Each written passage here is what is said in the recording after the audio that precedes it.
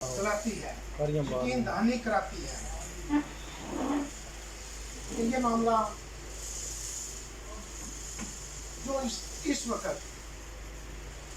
एक इदारे की तरफ से यहाँ के हर 10 लोगों के साथ हुआ, अगर इस पर हमने जो कदम उठाया है इस पर हम साबित कदम रहे तो अल्लाह के फजल से इस तंजीम को जो आज तजवीज़ मेरे भाई छोटे भाई जो महबूब अली ने दी है इसे यकीनन मेरे सारे दोस्त एंडोर्स करेंगे। अगर ये कमेटी मुतहर्रिक हो जाती है और इसके तो अहम इश्यूज इस वक्त इस कमेटी को दो होंगे, हम मुतालबा करेंगे कि ख्वाजा सराउल के खिलाफ झूठी FIR का फौरन इखराज किया जाए। इस फोरम पर सिर्फ इखराज की हद तक हम मुतमईन नहीं हैं,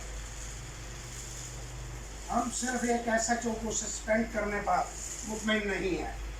हम समझते हैं इस शर्मनाक वाक़या के तो मरकजी करदार PPO गुजरात और RPO गुजरावाला भी हैं, उनके खिलाफ कार्रवाई करनी चाहिए।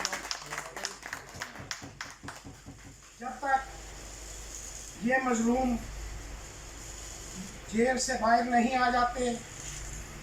इनके खिलाफ अंदराज मुकदमा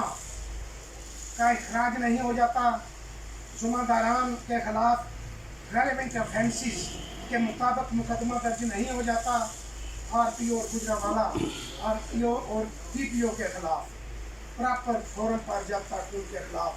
कोई कार्रवाई नहीं हो जाती, इंशाअल्लाह ये बार एसोसिएशन आपको यकीन दिलाती है कि हम हर फोरम पर